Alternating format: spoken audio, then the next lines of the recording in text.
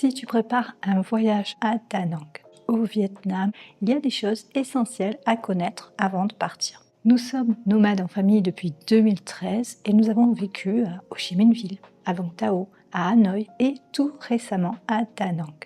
Nous restons un mois sur place et nous louons des logements sur Airbnb car nous avons besoin de confort et d'espace pour travailler à distance. Et aujourd'hui, on va parler de 18 choses concrètes à savoir lorsque l'on prévoit un séjour au Vietnam, que ce soit en mode vacances ou en tant que nomade. Et les numéros 13 et 14 sont celles auxquelles on ne pense pas et qui, dans mon cas, me font hésiter à revenir à Da Nang.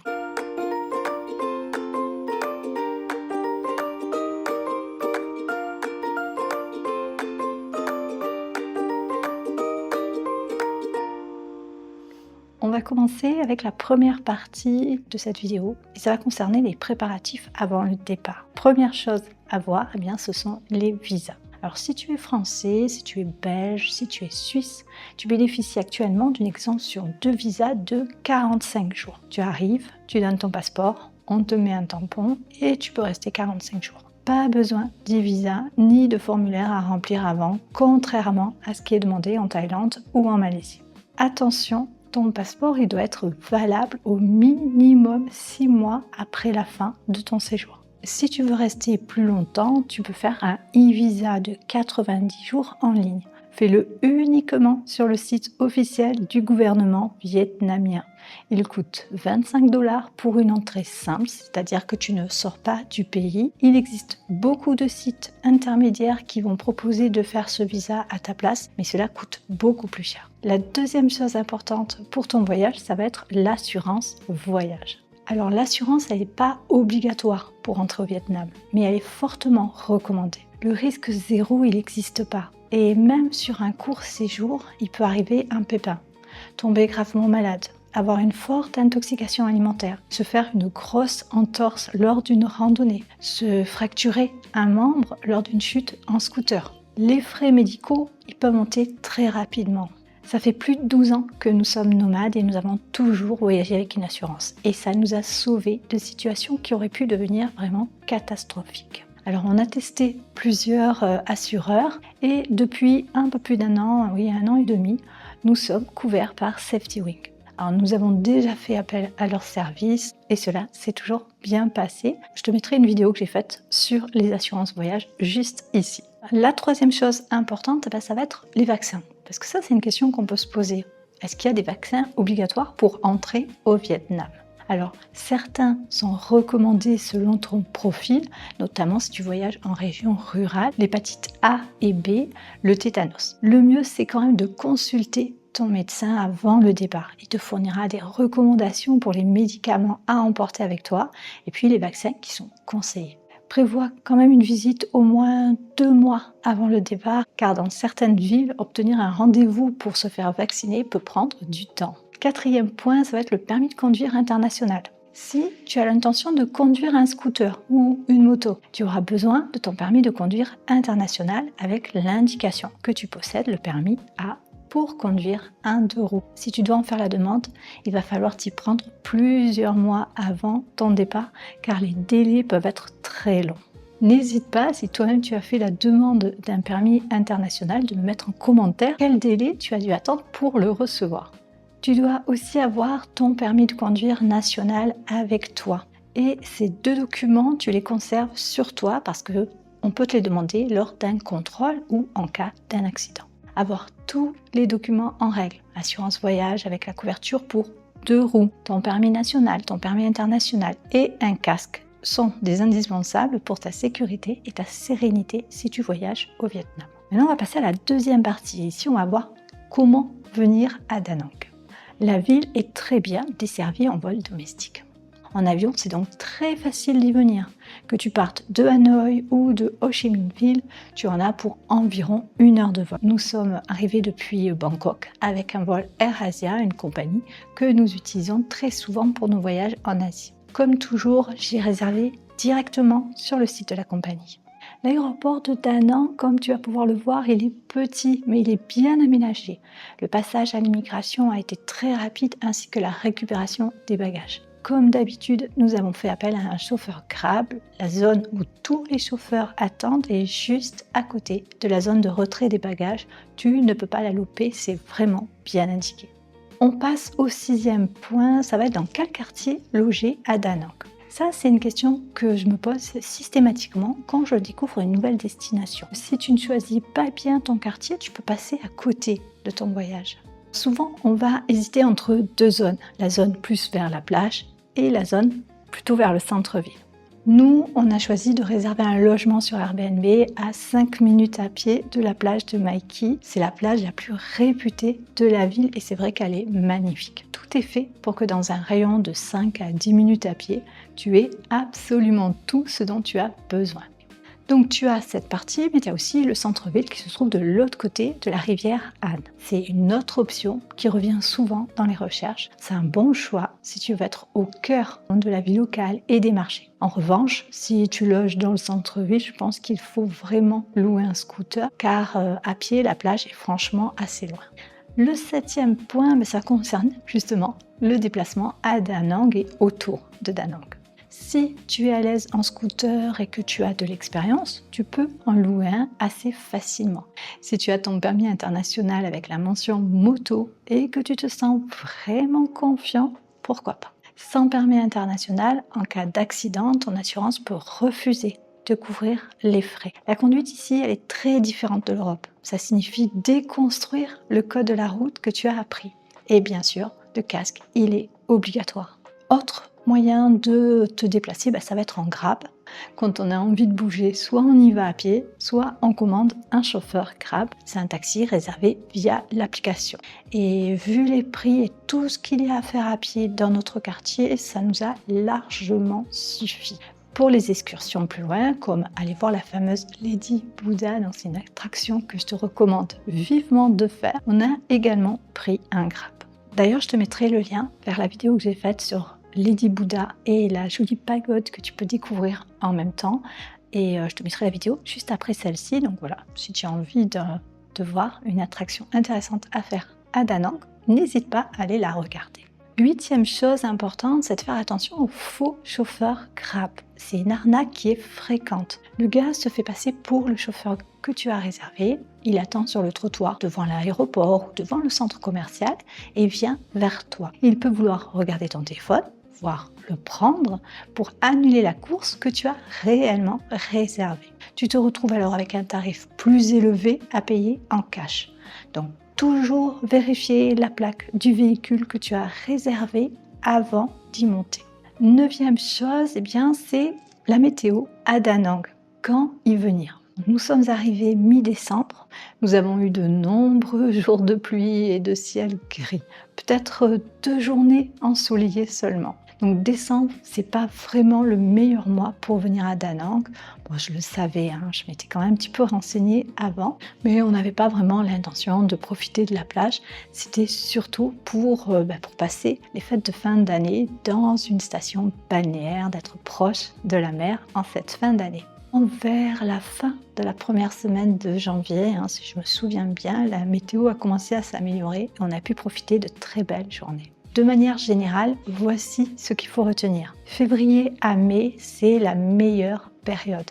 La saison des pluies est terminée, la saison sèche commence et il ne fait pas encore trop chaud. Mai à août, c'est la saison sèche qui continue, mais les températures commencent vraiment à monter. Donc de juin à août, c'est aussi la haute saison touristique, c'est la meilleure période pour les plages, donc ça attire du monde. De septembre à décembre, c'est la saison des pluies et des typhons. Donc peut-être à éviter si tu viens juste pour de courtes vacances, car tu risques plusieurs jours de pluie intense. Si tu es digital nomade et que tu restes un mois ou plus, c'est peut-être moins un problème pour toi, sauf si tu as droit à un typhon. Le Vietnam a 3 climats différents selon la région. Si tu prévois de beaucoup bouger dans le pays, renseigne-toi bien lors de la préparation de ton itinéraire. Maintenant, on va passer aux infos plus pratiques qui concernent l'argent, l'internet, la sécurité. La 10e chose, ça va être le taux de change et les paiements. Au moment où je te parle, 1 euro équivaut à environ 30 500 donc vietnamiens. Le pouvoir d'achat des Européens est donc très intéressant ici. Tu peux assez facilement payer par carte bancaire. En revanche, certains hôtels ou restaurants vont peut-être appliquer des frais de 3 à 5% quand tu payes par carte. Dans les supérettes et les petits commerces du quotidien, ça passe généralement sans frais, mais il arrive que la carte bancaire ne soit pas acceptée. Donc, garde toujours du cash sur toi. D'ailleurs, on arrive à la partie concernant les retraits d'argent. Donc la 11e chose importante à savoir avant d'arriver ici, c'est que si tu utilises une banque traditionnelle, tu risques d'avoir des frais fixes et une commission sur le taux de change, ce qui peut vite coûter cher. Je te conseille de regarder les avis sur Google Maps avant d'utiliser un ATM, car certaines machines ajoutent des frais locaux ou peuvent avaler ta carte bancaire. De notre côté, ça fait des années qu'on utilise Wise et Revolut et nous n'avons aucun frais de retrait. Je crois que c'est en dessous de 200 €. Donc, planifie bien tes retraits. Il vaut parfois mieux faire un seul retrait important que plusieurs petits si tu veux éviter des frais récurrents. Pense également à avoir 2 cartes bancaires avec toi. Si l'une de tes cartes se fait avaler ou que tu la perds, tu auras une solution de secours. La 12e chose à savoir, c'est que l'eau du robinet n'est pas potable. Alors, contrairement à ce que j'ai pu voir en Malaisie, il n'y a pas de filtre à eau ni de distributeur d'eau potable dans les appartements. En tout cas, à Da Nang, on n'en avait pas. Il faut acheter des bouteilles en plastique et si tu restes longtemps, prévois-le dans ton organisation. Vérifie auprès de ton loueur s'il y a une supérette à proximité. Il y en a souvent en rez-de-chaussée des résidences et fais des repérages sur Google Maps avant d'arriver. Ça va te faciliter quand même un petit peu la vie sur place. La 13e chose, c'est l'humidité et le moisi dans les logements. On ne le dit pas toujours, mais l'humidité et l'odeur de moisi dans les appartements peuvent être très fortes et vraiment inconfortables.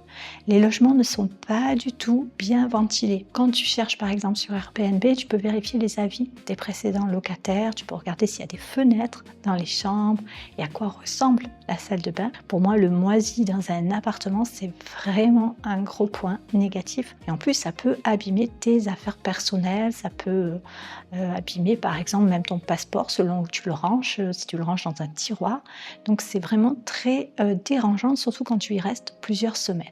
14e point aussi que je trouve très négatif, c'est tous les chantiers et le bruit que tu peux avoir. Da Nang est en pleine expansion, donc ça construit dans tous les coins de rue et ça commence très tôt, à 7h du matin. Donc tu entends les marteaux-piqueurs, tu as les camions, tu as les odeurs de béton et en plus les fenêtres elles sont pas toujours bien isolées et le bruit peut durer jusqu'à très tard. Je me souviens d'un samedi, parce que même le samedi, il y a des travaux. Les travaux ont duré jusqu'à 22h. C'était infernal toute la journée. Le 15e point, ça va concerner Internet et la connectivité. Nous n'avons jamais eu de problème de Wi-Fi. Les connexions, elles sont rapides, elles sont fiables. Donc c'est parfait pour nous, pour les digital nomades. Pour Internet en mobilité, nous avons une eSIM prise chez Celly. C'est très pratique car elle s'active dès ton arrivée au Vietnam, sans avoir à chercher une carte SIM locale à l'aéroport. On arrive à la 16e chose à savoir, et ça concerne la sécurité. Le Vietnam est globalement sûr, mais il faut rester vigilant, notamment face au vol à l'arraché de sacs ou de téléphones. Nous en avons fait l'expérience à Ho Chi Minh Ville. Mon conseil, porte ton sac du côté opposé à la route. Privilégie aussi les sacs bananes et méfie-toi des scooters qui passent vite, même sur le trottoir. Traverser la route, ça demande aussi un petit apprentissage. Je trouve qu'à Da Nang, c'était assez abordable, on va dire, par rapport à Hanoï, où là, le piéton, il n'a clairement pas sa place. La 10e chose, ça va concerner la langue.